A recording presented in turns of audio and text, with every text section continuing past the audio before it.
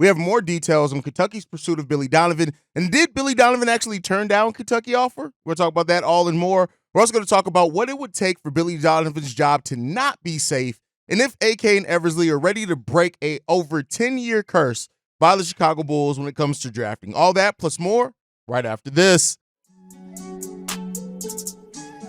You are now tuned in to Chicago Bulls Central, your number one place for all Chicago Bulls news and content.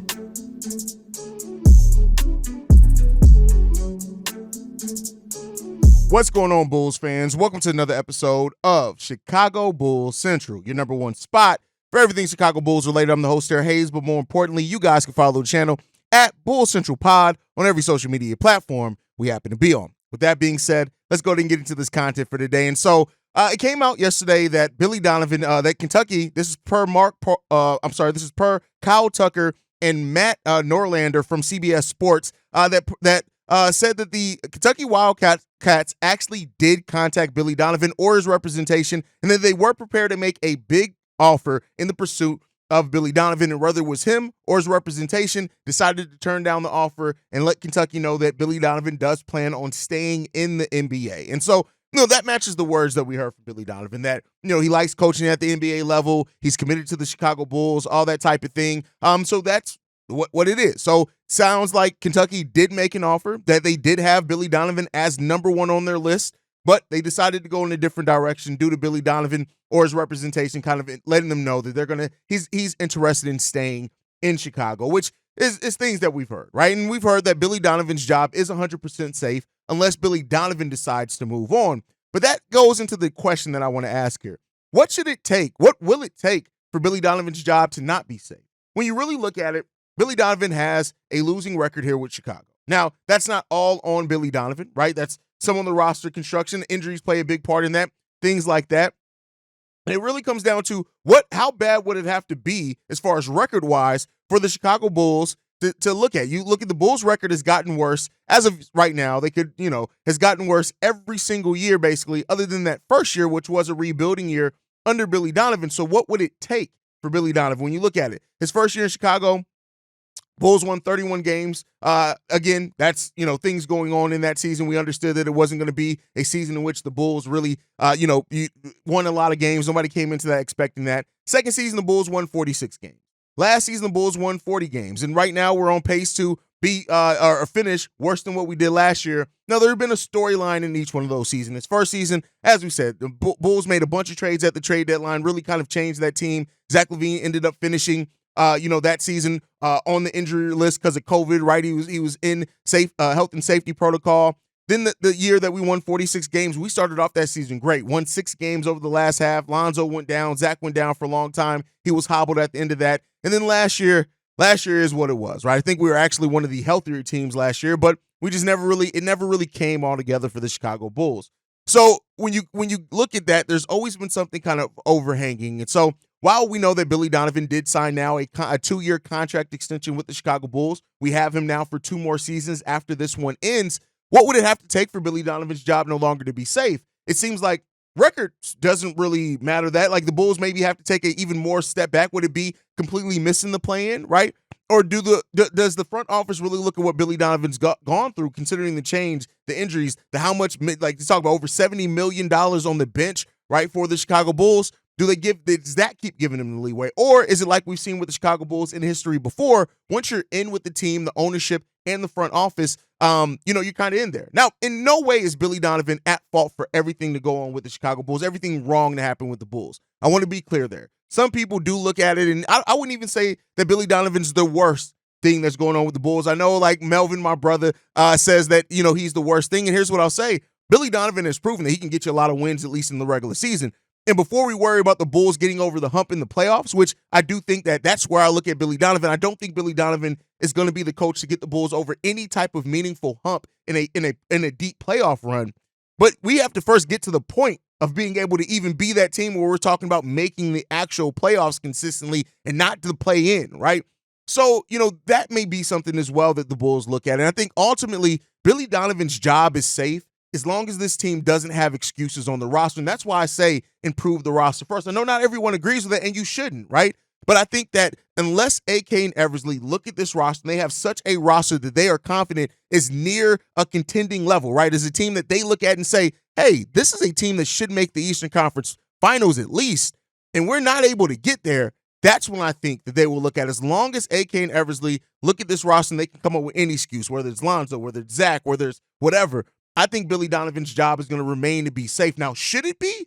That's a different question. And I won't say that I think that it should be, but I do believe in, again, as I've said before, when people show you who they are, you tend to believe it. And I think that's what we're seeing with this Bulls team, is that they are content right now with Billy Donovan running it. You got to take that for what you will. And I know not everyone's going to be happy about it, and you shouldn't, especially not with the way that the team's gone. You shouldn't be happy 100% with anything on this roster. But I think ultimately this front office is going to look first at improving improving the roster before they really look at changing the coach. Now, that could come with its own headaches. Now, in talking about changing the roster, one of the things is draft picks, right? And, the Bulls do have their own first-round pick this upcoming year. We still don't know exactly where that's going to finish, because that could be determined by if the Bulls make it out the play-in or not, as well as record would determine some things there. But the Bulls have, when you look at it, a very bad decade of drafting. It's 2024. Let's go back to 2014, right? The Bulls drafted technically Gary Harris and Yusuf Nurkic in 2014, but we traded those picks, which were the 16th and the 19th pick, for Doug McDermott. Now, how do I'm gauging success as far as the draft? Did that player have huge success in a Bulls uniform? While Doug McDermott actually turned his career around decently, he's not in the Bulls uniform anymore. Cameron Barstow was drafted with the second round, not really looking at second-round picks. Then you look at 2015. Bobby Portis, a player who a lot of teams looked at that could end up being a steal for the Chicago Bulls. Yes, he ended up punching Nikola Mirotic in the face. Mirotic was traded first, and they ended up moving on from Bobby Portis after he didn't accept a deal. He ended up not really recouping that money until like 3 or 4 years later, which I think that does show the fact that they offered him a good deal. Now, keep in mind, these picks so far are the previous front office. This is not AK. This is not Eversley. But Bobby Portis, then you drafted Denzel Valentine as well in 2016 with the 14th overall pick. We all know how that went. That did not work out. We ended up getting Paul Zipser in the second round. Again, I'm not really looking at second-round picks. But then you look at what we did as well. In 2017, we drafted Lauri Markkanen in a trade. We technically drafted Justin Patton, Jordan Bell. I think they both got traded to Minnesota in that case. No, Jordan Bell, we actually sold off to Golden State for money. Almost forgot about that, cash considerations. And in that, we ended up getting Lauri Markkanen, Chris Dunn, Zach LaVine, right? Now, when you look at that overall, I think that worked out pretty well for the Bulls. Lauri Markkanen had a really good first season with the Bulls, really good second season as well, but ended up dropping down because of changes, things like that. And now he's not in the Bulls uniform. Then you look at Wendell Carter, not in the Bulls uniform anymore, kind of up and down on what Wendell Carter has turned into, but he was drafted with the 7th overall pick. You also drafted Chandler Hutchinson with the 22nd overall pick in the first round. In that same draft, he's no longer in the Bulls uniform, is actually out the league, I believe. And then we got Kobe White. Kobe White turned out really good. Right now, he's projected to really be a starter going forward. We'll see how he develops over this offseason, what he turns into, a most improved player of the year candidate this season, and he's developed really well. Daniel Gafford, second-round pick, gone, no longer in the Bulls uniform. And then we get into the picks now that came from this front office. Patrick Williams, who is a player that has shown some really good upside, but hasn't ever put it together consistently enough to where you can say exactly who Patrick Williams is going to be night in and night out, much less for a full season, right? Which has its own issues, right? But Patrick Williams, who's up for a contract extension this year, is probably going to get it, whether the Bulls give it to him or they match another team. Think that's coming for Patrick Williams. But again, another player that's solid, but you still don't know exactly what he's going to be. And it's been way too inconsistent to show that for sure if he's a player that you can build with or a player that you can build around. He doesn't look like a player that you can build around, but he's a player that, with his skill set of shooting and defense, he can fit in on most teams. Marko Simonovic gone, no longer in the league, is out in a different country. Ayo Dosunmu, another stud, turned in really well. Again, not a player that you necessarily can build around, but definitely a player that you build with. He's a building block. And then you got the last 2-year picks, Dalen Terry, who we drafted in the first round with the 18th overall pick, who is showing flashes this season, playing a little bit more consistently, starting to understand the game a little bit more. Does seem like he's a player that needs to calm down and can, at minimum, be a role player. Julian Phillips was showing some really good things before he went down with injury. Excited to see what Julian Phillips does with the offseason, working with Peter Patton and the player development staff. But overall, when you look at that, I just went through 10 years of draft picks. Not one of those players has solidified themselves 100% as a star yet. Kobe's close. If he can duplicate next season what he did this year, he's a damn good starter at the NBA level. Ayo Dosunmu too, damn good player. Again, those two players pull to the side there. And what AK and Eversley have done with their own draft picks, I would assume was really the only one Patrick Williams as well. They're kind of on the same level, right? I was more consistent because he understands his role a little bit better. Older player coming out of college. But getting and hitting on this draft pick this season is so important for the Chicago Bulls because guess what? Out of all the players that I named, while they do have roles on this team, absolutely, you don't look at any of those guys yet. And if you're being fair and consistent, as being surefire players you can build around yet. Now, this is a weaker draft. You may not find that in this draft, but all of those players who have shown inconsistencies didn't really hit right away. The Bulls and where they are now, they need a player that's going to be able to contribute right away for this team. I like kind of how Ayo Dosunmu did, especially in his rookie year. Getting this draft pick right this season is going to be hugely important for the Chicago Bulls. They cannot continue to miss on draft picks, right? They have to hit, and hit can be relative, right?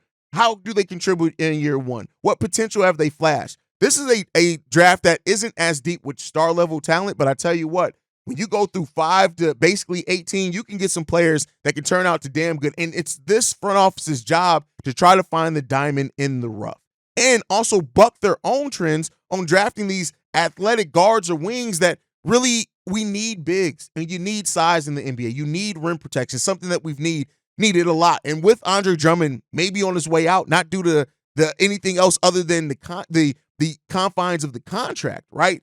The Bulls are going to have to find something in this draft that can help and contribute to this team right away. Now, something that I didn't mention as well, the Bulls have done good outside of that. Adama Sanogo, really good so far in the G League. Looks so-so in the NBA. Let's see how he looks with development. You know, signing undrafted rookies, earned a lot of team as well as a player that showed some things that kind of fell out the rotation. But getting that young crop of sustainable talent, when you draft well and you hit on a young pick that gives you a cap-controlled contract for at least the first 4 to 5 years, and then even with that, at that point, you're willing to pay them because of the value that they've shown that they can give.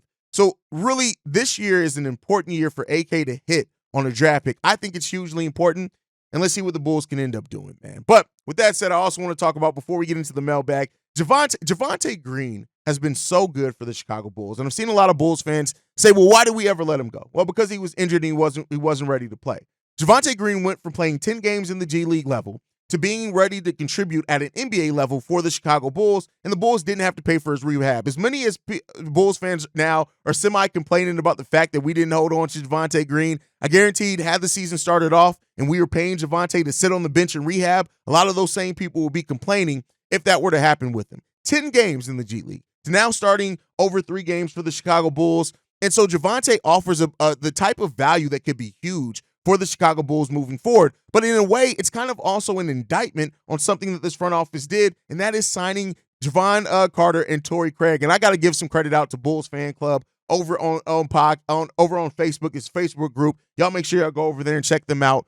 But they, like Patrick there mentioned something. He was like, hey, did you notice that like Torrey Craig is solid, but he doesn't really provide what Javonte does. Now, of course, the injuries, things like that. But the Bulls haven't really hit on free agents totally yet either. It seems like most of the players that work out for it, and that, you know, Torrey Craig, I think it's more, he's been dealing with the injury literally since he came back from injury. That's that type of thing. But we spent $8.7 million to sign Javon Carter and Torrey Craig.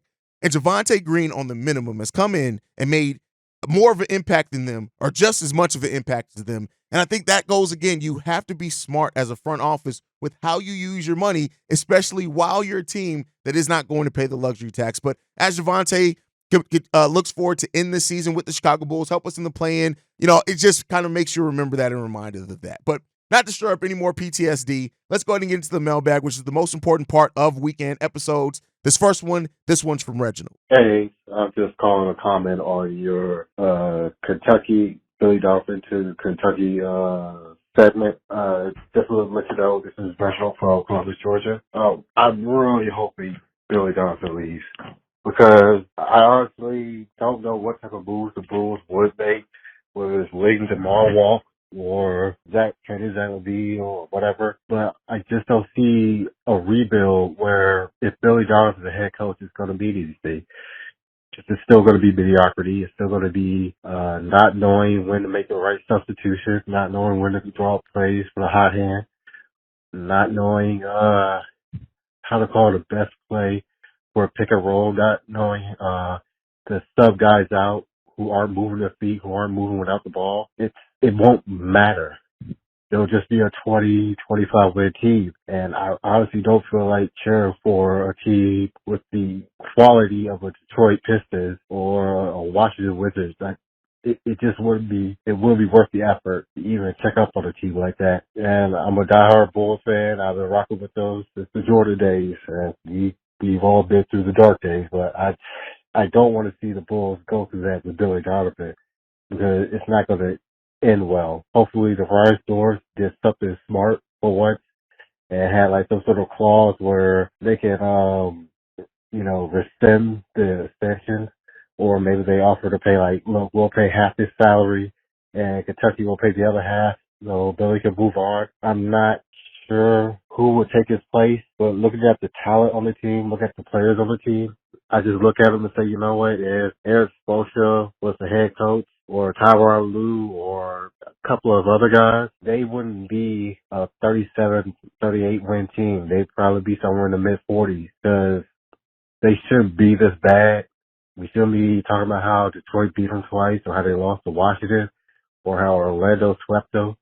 We shouldn't be having these conversations. We shouldn't be this frustrated with this team because we know they're better. And the fact is, as much as I blame on the player, which I do a lot of structure that still has to go to Billy. And that's just my opinion on that.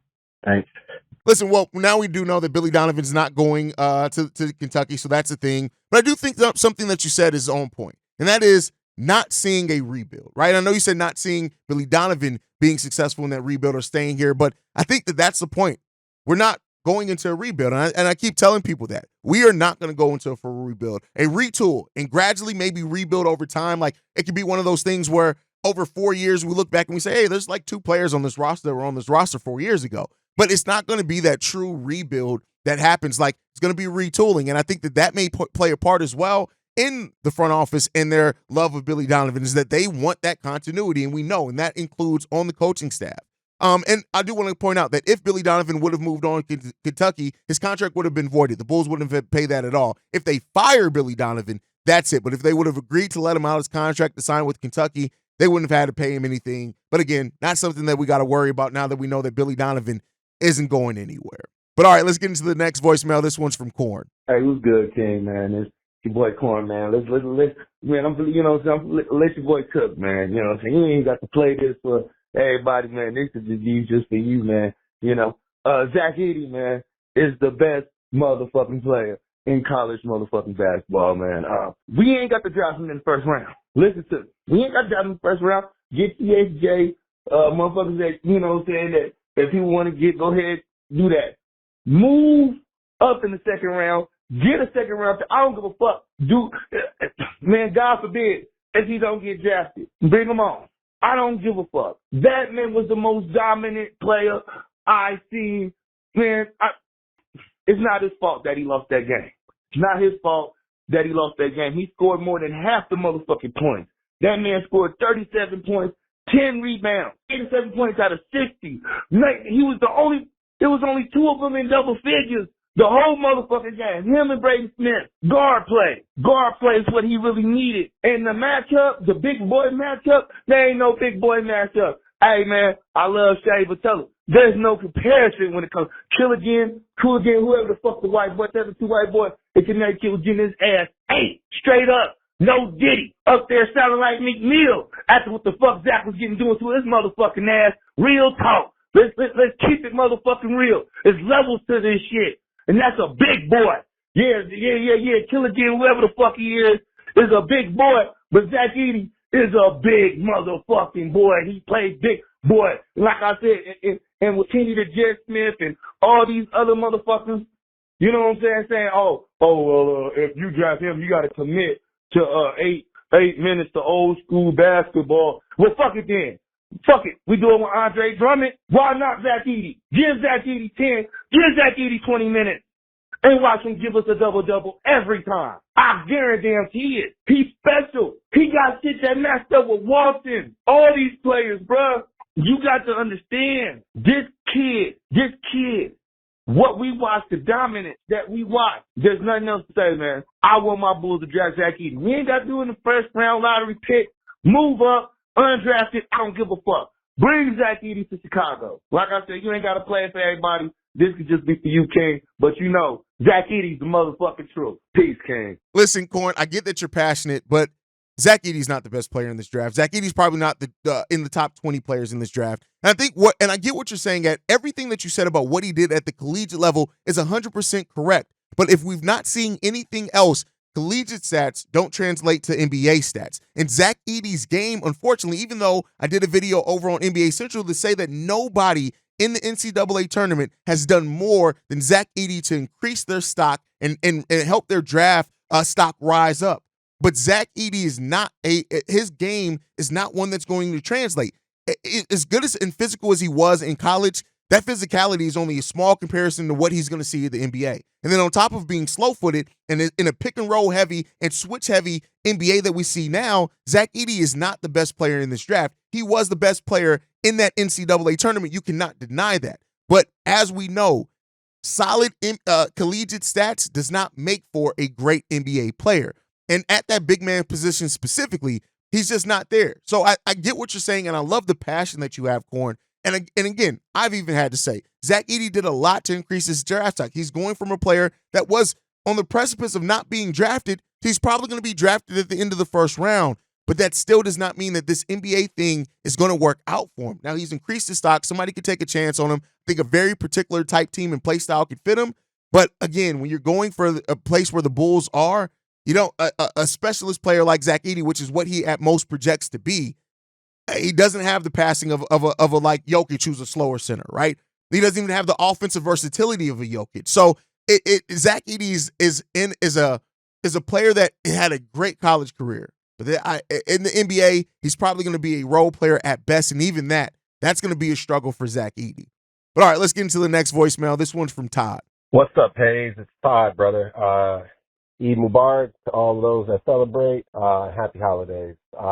Had two thoughts, man. This is calling after the Knicks debacle last night, and specifically speaking about that alley-oop from Craig to himself that resulted ultimately in Drummond going down. Maybe, and this is wishful thinking, but maybe that is the play. Obviously, that's the play that sums up our season, but maybe that's the play that pushes Billy out of the NBA. And I'm saying that because I live here in Brooklyn, so therefore I had to watch the broadcast on MSN on Madison Square Garden's channel here, because they don't allow, when we play the Knicks or the Nets, they don't allow me to watch on NBA TV. And Clyde Frazier was saying basically like the Bulls are a laughingstock, and that was the specific play that he's never seen in his life. And looking at Billy, they were just clowning us, but he was like, yeah, Billy needs to go back to college where he can control the players more or less. So who knows? Second thought is about turning the page to drafting. I want to clarify my point from my last call when I said the Bulls need to take a sure thing. I know there's no sure thing. I meant focusing on what we need, which is a big and which is shooting. So no more of the drafting for what we can do 5 years from now or whatever with a player, and so forth, and developing them, because we obviously don't do that well either. But basically, take a big, Filipowski, Smith, or whomever, take a big, or get a shooter, but no more of these like 6'6", 6'5" cats that we think can develop into something. That's what I meant. So that's it, bro. Hope all is well, man. Talk soon. So Billy isn't going anywhere. I think that's something that we can say. We know that now. Billy Donovan is not going anywhere. Now, as far as the draft a big or draft a shoot, I agree with that, right? We need shooting, and that is a need as well. I think the big man need is huge, as well as you see Vooch going on in decline. But if they do either one of those things, I think the Bulls have addressed at least a need. Now, maybe they feel like they can stay afloat with the center and take a look at center in a different place. But with the Bulls, not necessarily – they don't own their own first-round pick in 2025 This way, what the Bulls are going to have to look at is, do we see a player on our bench developing into a shooter and we can draft a big, which Julian Phillips at that corner three started looking really good at that. You bring Javonte back, maybe develop Ernolot Batum a little bit more. Maybe you're looking at your shooting and saying, we're still not going to be a super modern team shooting-wise, but we feel like we can close that gap some. And then if you get a big man that can patrol the rim, is better in pick-and-roll defense, your three-point defense is going to get better too, and that's something that you have to look at. So I completely agree with you. A big or a shooter is probably going to be one of the biggest needs for the Bulls, but one thing that we know for as well with this team, they can look at needs and say, we like this player here. So there's something about going high upside, and I understand that, especially when you're looking for when you're a team looking for a player to really ascend to a superstar status. But I mean, the way that AK and Eversley evaluate these draft picks, I would love to be in that room a couple of times to see. But hey, it is what it is. We'll see. But I do agree with you. Big shooter. I think those are the two first things that I would love to see the Bulls take a look at. But all right, let's get into this next voicemail, the last voicemail for today. This one's from TJ. Oh, what's up, hey? It's TJ, by the way. I'm wondering, what do this team coaching staff need in order to fill in some of the holes that Billy obviously has? Like, his adjustments are terrible, and shoot, the offense is just bad. Sometimes it be looking good, but most times they just that ass sitting there standing around just watching whoever got the ball go to work. Like, what do they need in order to fix that? Because clearly Billy ain't enough. He need, like, other coaches around him that can kind of minimize his weaknesses, because they starting to get real blatant. I ain't see it at first, even though they was always there. It's like I was kind of trying to ignore it or something. But, man, I'm starting to see what everybody's talking about. I'm starting to really see it. So what do you think he needs? All right, TJ, great question here. Here's what I'm going to say. I would love to see Billy Donovan take a page out of Doc Rivers' book when he won that title. And I'm not saying it's going to make the Bulls win a title, but get assistants that you trust and use them more as coordinators, right? And we don't typically see a lot of assistants operate as coordinators at the NBA level, but that's what Doc Rivers did with Tom Thibodeau. Tom Thibodeau ran that defense. He called those defensive plays. You saw him stand up. He had the clipboard in his hand on defense, right? You find somebody that you can really trust, use them as a coordinator, and I think that can help, right? And I think that hopefully in whatever meetings they have in the offseason of how to really improve and up their stock, if it's not going to be a retool of the roster, they really look at it and say, let's bring in some things that strive and where Billy Donovan lacks at. And I hope that they do that. Again, that's a pie in the sky dream. More than likely, we're going to look at the assistants staying the same. But, I would love for them to take a page out of the Bears book, for example, where they kept their head coach, but they really revamped that whole entire offensive staff. The Bulls need help. Like, assistants are multitasking in NBA, but I would love to see them get some high-level assistants in here that Billy Donovan trusts, and he gives them a louder voice on some of the decisions there. At least that's what I can hope for. But, guys, thank you so much for tuning in. We got the regular season finale going down tomorrow for the Chicago Bulls as they take on the New York Knicks on national TV against on ESPN, no less. So we'll be back for that. We'll be on live for the pregame, the postgame, halftime hangouts. All that stuff will be happening on the channel tomorrow, guys. Thank you so much for tuning in. Make sure you guys are following the show at Bulls Central Pod. You can send us any feedback, questions, comments, concerns, bullscentralpod@gmail.com. Lastly, if you want to leave a text message and our voicemail, 773-242-9336. And something else I've been plugging, if you're on the podcast side, go over to YouTube, hit the subscribe button, help the channel grow. If you're on the YouTube side, go on to Apple Podcasts, go to Spotify, leave a 5-star rating or review. It does help the podcast get discovered as well. But like I like to end everything on, go Bulls. Love you guys. See red if you can, y'all. Peace. This has been a presentation of the Break Media.